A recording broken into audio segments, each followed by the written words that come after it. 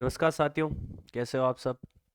एक बार फिर से हाजिर है आप लोगों के लिए एक नए सेशन के साथ, एक नई क्लास के साथ। हम लोगों ने इस सीरीज में कक्षा 6 जो हमारा राजस्थान नामक किताब है उसके पहले 2 अध्याय के ऑब्जेक्टिव क्वेश्चन देखे हैं। आपने क्लास ली होगी, आपको कैसा लगा कमेंट बॉक्स में ज़रूर बताएं। और आज हम लेके आए हैं कक्षा 6 हमारा राजस्थान जो है उसका अध्याय नंबर 3, जिसमें इतिहास जानने के स्रोत दे रखे हैं। मतलब जो राजस्थान का इतिहास है उसको जानने के लिए कौन कौन से स्रोत हम उपयोग में लेते हैं उनके बारे में चर्चा करने वाले हैं। तो बगैर किसी देर के आइए शुरुआत करते हैं।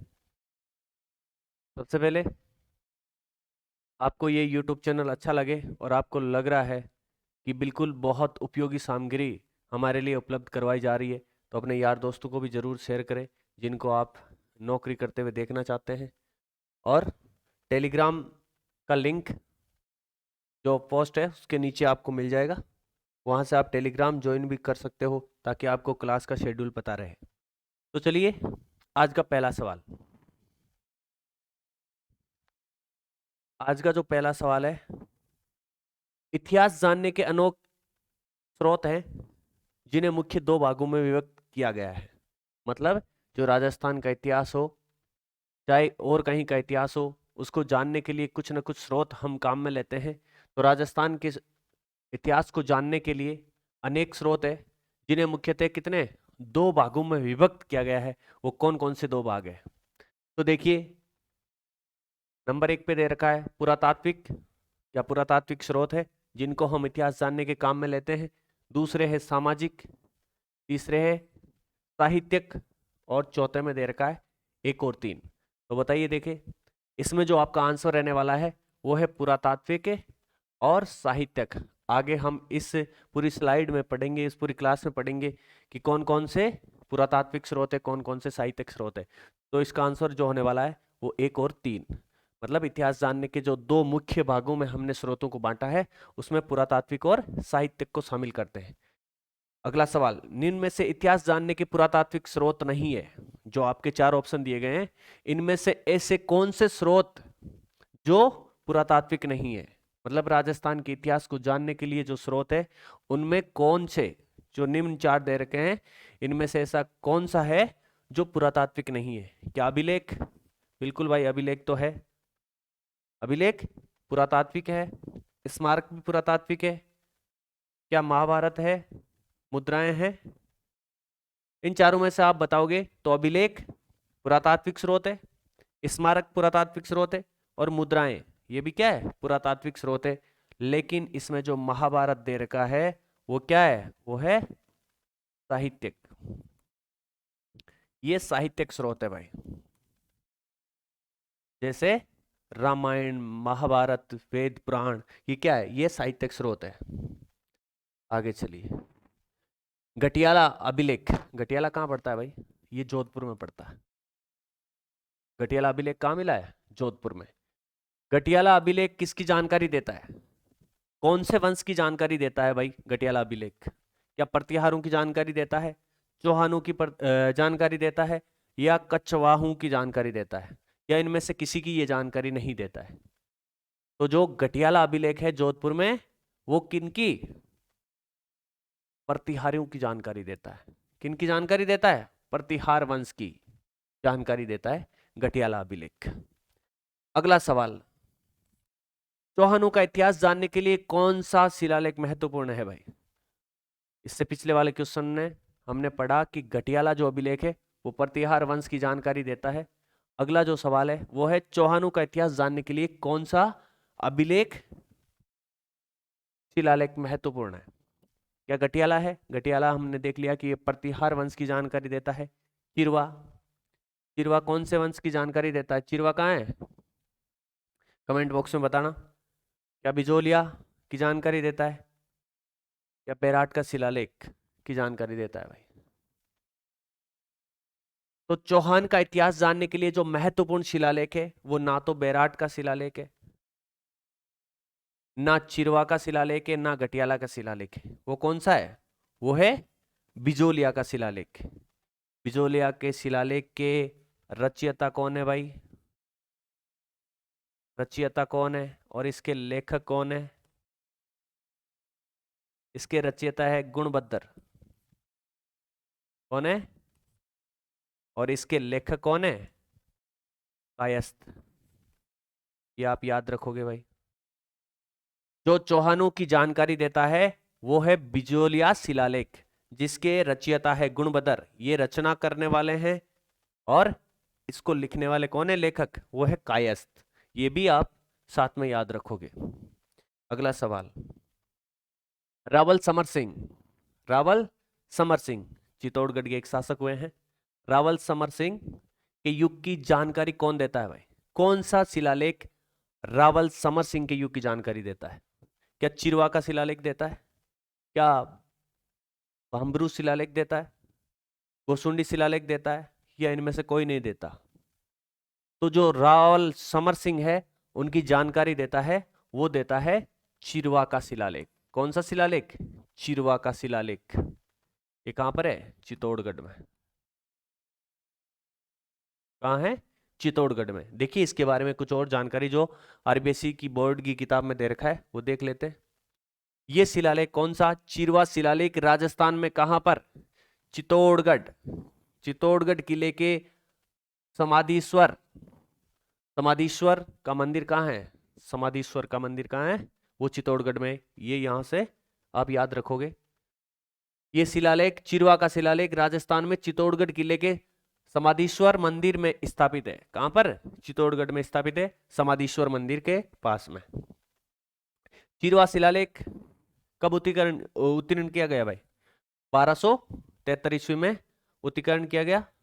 चिरवा शिलालेख समकालीन किस किस की जानकारी देता है? ग्रामीण प्रशासन, उस समय गांव का प्रशासन कैसा था इसके बारे में चिरवा शिलालेख जानकारी देता है। सती प्रथा के बारे में भी जानकारी देता है, क्या ये प्रथा उस समय चलन में थी या नहीं थी। इन तमाम जानकारी इसके माध्यम से आपको उपलब्ध होती है। और चिरवा की सामाजिक स्थिति के बारे में भी बताता है। मतलब है जो रावल समर सिंह के समय की जानकारी देने वाला चिरवा शिलालेख है वो कब उत्तीर्ण किया गया?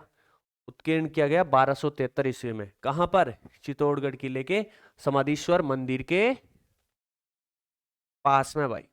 ये उस समय के तत्कालीन ग्रामीण प्रशासन, सती प्रथा और चिरवा की सामाजिक स्थिति के बारे में बताने वाला शिलालेख है। आगे चलिए, गणेश्वर से कौन सी संस्कृति का अवशेष मिले हैं भाई? गणेश्वर सभ्यता कहां पर है? नीम का थाना। नीम का थाना सिक्कर। कौन सी नदी के किनारे? कांतली नदी के किनारे। कौन सी नदी के किनारे? कांतली नदी के किनारे नीम का थाना सिक्कर में एक सभ्यता का विकास हुआ, उसका नाम है गणेश्वर सभ्यता। इससे किसके अवशेष मिले? कौन सी संस्कृति के यहां से अवशेष मिले? क्या लोह युगीन संस्कृति के अवशेष मिले हैं? क्या कांस्य संस्कृति का अवशेष यहां से मिले हैं? ताम्बर संस्कृति के मिले हैं या सभी के मिले हैं? तो जो गणेश्वर सभ्यता है इसको क्या बोला जाता है? ताम्बर जननी सभ्यता बोला जाता है। ताम्बर जननी सभ्यता इसको बोला जाता है। तो यहां से किसके अवशेष मिले हैं? ताम्बर संस्कृति के, तांबे की संस्कृति के अवशेष मिले हैं। सबसे पहले उपयोग में ली जाने वाली धातु कौन सी है? सबसे पहले उपयोग में ली जाने वाली धातु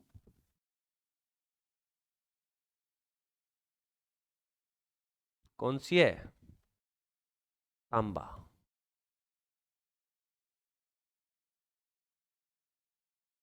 सबसे पहले कौन सी वस्तु, कौन सी धातु का प्रयोग किया गया भाई?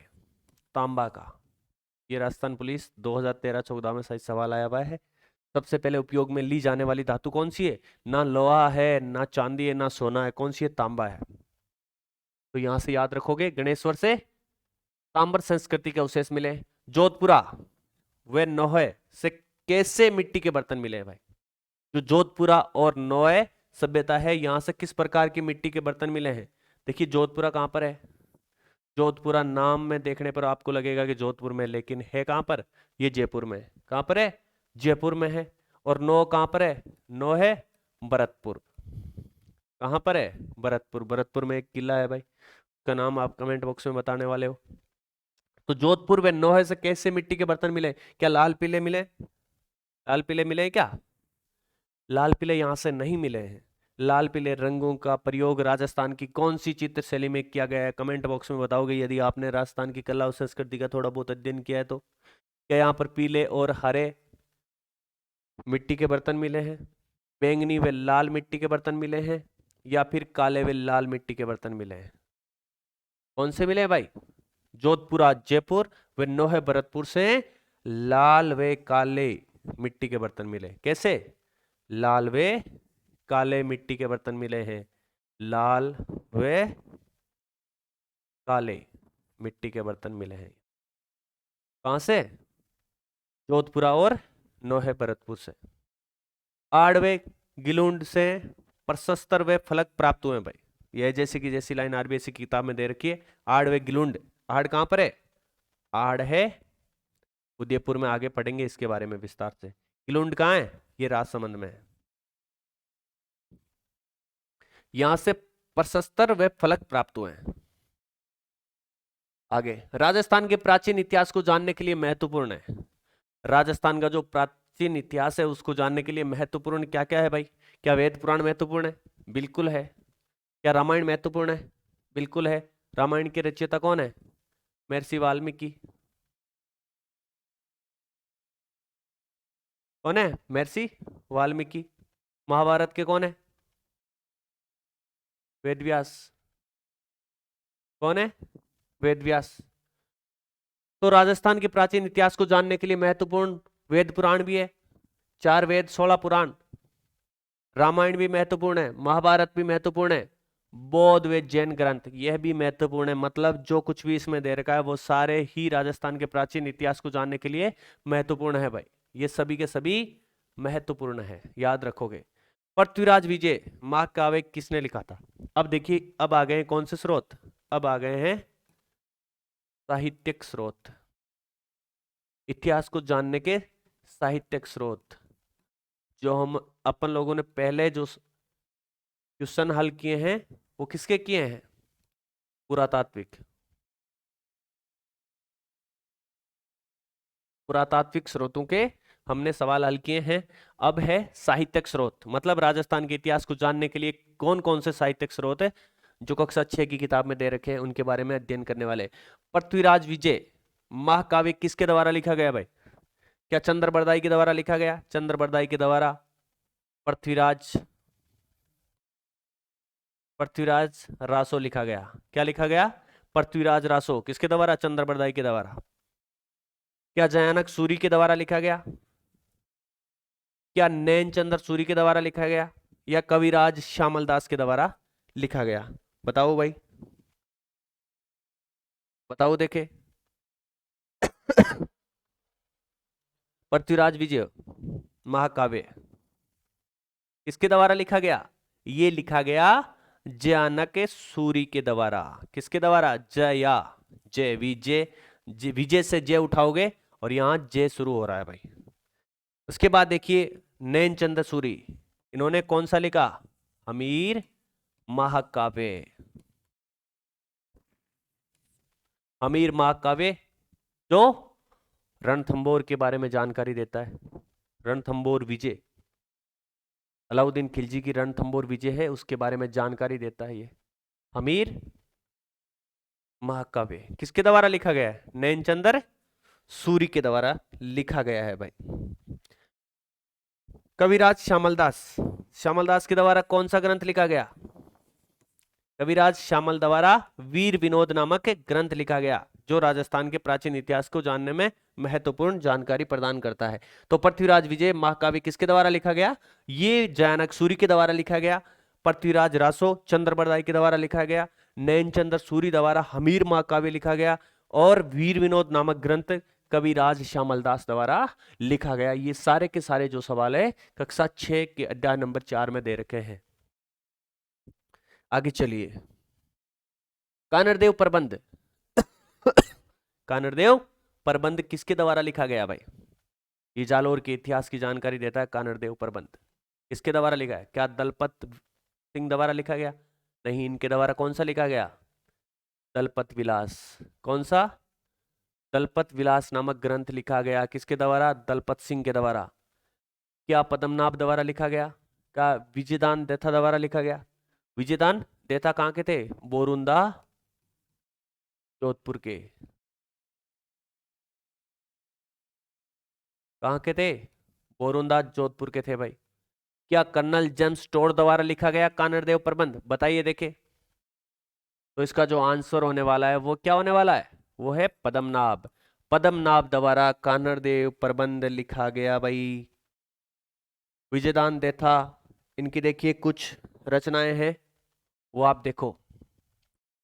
अनोखा पेड़, अनोखा पेड़ नामक इनकी एक रचना है। एक है बाता की फुलवारी। कौन सी? बाता की फुलवारी। एक है दुविधा, जिसपे एक फिल्म भी बनाई गई है। कौन सी फिल्म है वो आप कमेंट बॉक्स में बताओगे। तो देखिए एक सवाल से कितने सवाल निकल के आ रहे हैं। कानड़देव प्रबंध पद्मनाभ द्वारा लिखा गया। दलपत सिंह है, इन्होंने दलपत विलास लिखा। विजयदान देथा जो बोरुंदा जोधपुर के निवासी थे, इनके द्वारा अनोखा पेड़, बाता की फुलवारी, दुविधा सहित अनेक ग्रंथ इनके द्वारा रचित किए गए। कर्नल जेम्स टोड, जिन्हें राजस्थान के इतिहास का जनक कहा जाता है। क्या कहा जाता है? राजस्थान के इतिहास का जनक कहा जाता है भाई। Annals and antiquities of, annals and antiquities और पश्चिमी भारत की यात्रा the central western Rajputana state of India. मतलब ये दो किताबें किसके द्वारा लिखी गई? एनाल्स एंड एंटिक्विटीज और पश्चिमी भारत की यात्रा नामक कृतियां किसकी रचना है? क्या कन्हैयालाल सेठिया की है? इनकी एक फेमस रचना है, कौन सी? पीथल, पीथल व पाथल। अब देखिए इनकी एक रचना है पीथल व पाथल, जिसमें पीथल किसको कहा है इन्होंने? ये कहा है पृथ्वीराज राठौड़। बीकानेर के दरबार में कभी थे भाई पृथ्वीराज राठौड़। इनको इन्होंने पीतल कहा है। पातल किसको कहा है? महाराणा प्रताप को। महाराणा प्रताप को इन्होंने पातल की संज्ञा दी है। तो कन्हैयालाल सेठिया सुजानगढ़ के रहने वाले थे, इनके द्वारा तो पीतल व पातल सहित अनेक दूसरी रचनाओं का क्या है? लेखन किया गया, जिसमें एक महत्वपूर्ण है पीतल व पातल नामक रचना, जिसमें पीतल पृथ्वीराज राठौड़ को बोला गया है और पातल महाराणा प्रताप को बोला गया है। बहुत बार एग्जाम में यहां से सवाल पूछा गया है कि पीतल किसके लिए प्रयोग किया गया है और पातल किनको कहा गया है। देखिए colonel James Tod, George Thomas या इनमें से कोई नहीं। इस सवाल का आंसर क्या होने वाला है? इसका आंसर होने वाला है कर्नल जेम्स टोड, जिन्होंने राजस्थान शब्द सबसे पहले प्रयोग में लिया था। किनके द्वारा लिया गया? कर्नल जेम्स टोड, जिन्हें घोड़े वाला बाबा के नाम से भी जाना जाता है। देखिए जॉर्ज थॉमस, इन्होंने सबसे पहले मौखिक रूप से राजस्थान को राजपूताना कहा। कब कहा? 1800 ईस्वी में। 1800 ईस्वी में राजस्थान के लिए राजपूताना शब्द इनके द्वारा मौखिक रूप से, कैसे? मौखिक रूप से प्रयोग में लिया गया। और सबसे पहले इस राजस्थान को राजस्थान नाम किसने दिया भाई? राजस्थान की हिस्ट्री के जनक, राजस्थान के इतिहास के जनक कर्नल जेम्स टोड ने 1829 ईस्वी में, कब? 1829 ईस्वी में अपनी किताब में प्रथम बार राजस्थान शब्द दिया, वो भी लिखित रूप से। देखिए 1800 ईस्वी में राजस्थान के लिए राजपूताना शब्द मौखिक रूप से जॉर्ज थॉमस ने उपयोग में लिया, और कर्नल जेम्स टोड 1829 ईस्वी में, 1829 ईस्वी में लिखित रूप से अपनी किताब में राजस्थान शब्द का प्रयोग किया। आगे चलिए, वचनिका के रचयिता कौन है भाई? वचनिका के रचयिता कौन है? देखिए ऐसे तो इतिहास जानने के लिए साहित्यिक स्रोत बहुत सारे हैं, लेकिन हम क्या है, सरल से कठिन की ओर चल रहे हैं। कक्षा 6 हमारा राजस्थान अध्याय नंबर 4 की चीजें पढ़ रहे हैं, जो है जैसी की जैसी दे रखी है, उनको उठा के आपके सामने प्रस्तुत किया जा रहा है और आपको बताना इसके आंसर। वचनिका के रचयिता कौन है भाई? क्या सूर्यमल मिश्रण है? सूर्यमल मिश्रण राज्य कवि। राज्य कवि किसे कहा गया है? सूर्यमल मिश्रण को। क्या श्यामल दास द्वारा लिखा गया है, या खिड़िया जग्गा के द्वारा लिखा गया है, या चंद्रबरदाई के द्वारा वचनिका लिखा गया है? तो इनमें से जो राइट आंसर होने वाला है वो क्या है? वो है खिड़िया जग्गा। खिड़िया जग्गा के द्वारा वचनिका नामक ग्रंथ लिखा गया है। सूर्यमल मिश्रण कहां के थे? बूंदी के। कहां के थे? बूंदी के महाकवि सूर्यमल मिश्रण बूंदी के थे। इन्होंने कौन सा ग्रंथ लिखा? वंश भास्कर। इसमें कहां का इतिहास दिया गया है भाई? वो आप कमेंट बॉक्स में बताओगे। सूर्यमल मिश्रण जिन्हें राज्य कवि कहा जाता है, ये बूंदी के निवासी थे। महाकवि सूर्यमल मिश्रण द्वारा वंश भास्कर की रचना की गई। श्यामल दास, श्यामल दास ने कौन सा ग्रंथ लिखा भाई? वीर विनोद। खिड़िया जग्गा, खिड़िया जग्गा के द्वारा वचनिका की रचना की गई। चंद्रबरदाई हमने पढ़ा पृथ्वीराज रासो। पृथ्वीराज रासो किसने लिखा? चंद्रबरदाई के द्वारा लिखा गया। वंश भास्कर के लेखक कौन है? तो अपन लोग देख चुके हैं ऊपर। सूर्यमल मिश्रण कौन है? वंश भास्कर के लेखक है सूर्यमल मिश्रण। विजयदान देथा ये कहां के? बोरुंदा के निवासी थे, बोरुंदा जोधपुर के। इनके द्वारा हमने देखा कौन कौन सी लिखी गई भाई? इनके द्वारा अनोखा पेड़, अनोखा पेड़ लिखा गया। बाता की फुलवारी और दुविधा सहित अनेक कृतियों की रचना इनके द्वारा की गई। कन्हैयालाल सेठिया ये सुजानगढ़ चूरू के रहने वाले। इनके द्वारा पीथल व पाथल, लीलटांस, मिंजर्रा हेला जैसी अनेक रचनाएं इनके द्वारा की गई। ये भी आगे की क्लास में जब डीपली दे रखा होगा तब हम पढ़ने वाले हैं। फिलहाल पीथल व पाथल इनकी जो रचना हमने देखी, पीथल व पाथल, ये याद रखना है। इसकी है कन्हैयालाल सेठिया की। आगे चलिए। मारवाड़ राज्य का इतिहास नामक पुस्तक के रचयिता कौन है भाई? मारवाड़ राज्य का इतिहास, मारवाड़ राज्य का इतिहास नामक पुस्तक के रचयिता कौन है? क्या गौरी शंकर हीराचंद ओझा है, विश्वेश्वर नाथ रेहू है, या जय नारायण व्यास है, या इनमें से कोई नहीं है? बताओ देखे। मारवाड़ राज्य का इतिहास नामक पुस्तक के रचयिता कौन है? द्वारा मारवाड़ की अवस्था नामक कृति की रचना की गई है। मारवाड़ की अवस्था। मारवाड़ राज्य का इतिहास किसके द्वारा लिखा गया है? ये लिखा गया है विश्वेश्वर नाथ रेहू द्वारा। विश्वेश्वर नाथ रेहू द्वारा, जय नारायण व्यास द्वारा मारवाड़ की अवस्था नामक कृति की रचना की गई है। ये राजस्थान है। राजस्थान की आकृति कैसी है? पतंगाकार। तो उदयपुर, जोधपुर, सिरोही, डूंगरपुर, बांसवाड़ा, प्रतापगढ़ के इतिहास ग्रंथ गौरी शंकर हीराचंद ओझा द्वारा लिखे गए हैं। भाई यहाँ के इन तमाम जिलों के जो इतिहास ग्रंथ है वो किसके द्वारा? गौरी शंकर हीराचंद ओझा के द्वारा लिखे गए हैं। फिर से देखिए मारवाड़ राज्य का इतिहास। मारवाड़ राज्य का इतिहास देखने पे आपको लगेगा कि जय नारायण व्यास द्वारा ऐसी पुस्तक की रचना की गई होगी, लेकिन जय नारायण व्यास ने मारवाड़ की अवस्था नामक पुस्तक की रचना की है। और मारवाड़ राज्य का इतिहास नामक जो पुस्तक है वो विश्वेश्वर नाथ रेहू द्वारा लिखी गई है। अब देखिए जो गौरी शंकर हीराचंद ओझा है, इनके द्वारा निम्न जिलों की ऐतिहासिक जानकारी लिखी गई है। उदयपुर, मैप के माध्यम से आप समझोगे ओझा को तो सरल पाओगे।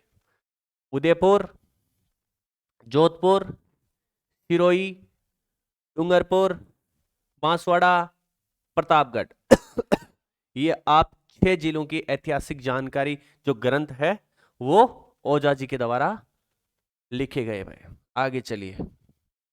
अब देखिए कुछ ख्यात है वो जो महत्वपूर्ण है, कई बार परीक्षा में पूछी जाती है।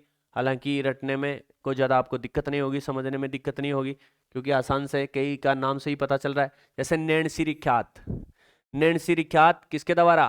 मुणोत नैणसी के द्वारा लिखी गई। मुणोत नैणसी के द्वारा नैणसी की ख्यात लिखी गई भाई। दयालदासरी ख्यात, दयालदासरी ख्यात किसके द्वारा? दयालदास के द्वारा लिखी गई। बांकीदास की ख्यात ये किसके द्वारा? बांकीदास जी के द्वारा लिखी गई। मुंडियारी ख्यात, मुंडियारी ख्यात ये किसके द्वारा रचित की गई है? माणक चंद माथुर। मुंडियार से माथुर याद रखोगे, मुंडियार माथुर, माथुर मुंडियार। जोधपुर राज्य की ख्यात ये किसके द्वारा? बांकीदास। दो ग्रंथ बांकीदास के द्वारा हमने देखे हैं, बांकीदास की ख्यात और जोधपुर राज्य की ख्यात, ये बांकीदास के द्वारा। राजस्थान के राज्य कवि, राजस्थान के राज्य कवि हमने पहले देखा है, कौन है? सूर्यमल मिश्रण। कहाँ के? बूंदी निवासी महाकवि सूर्यमल मिश्रण, जिनके द्वारा वंश भास्कर की रचना की गई। तो ये निम्न ख्यातें भी आपको याद रखना है भाई। ठीक है, आज की सेशन में इतना ही। अगली क्लास में फिर